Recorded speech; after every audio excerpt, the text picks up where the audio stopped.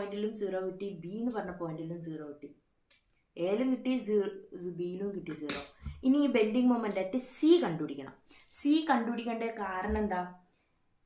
Shear force diagram, shear ഫോഴ്സിന്റെ value 0 ആവുന്ന സ്ഥലത്താണ് ബെൻഡിങ് മൊമെന്റിന്റെ വാല്യൂ മാക്സിമം ഉണ്ടാവുക.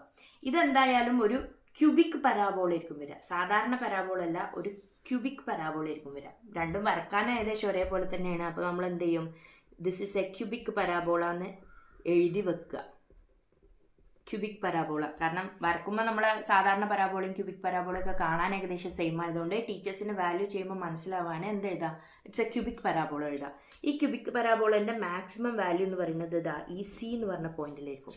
അപ്പോൾ നമുക്ക് ഇനി എന്തുകൂടി കണ്ടുപിടിക്കണം? ബെൻഡിങ് മൊമെന്റ് അറ്റ് സി കൂടെ കണ്ടുപിടിക്കണം.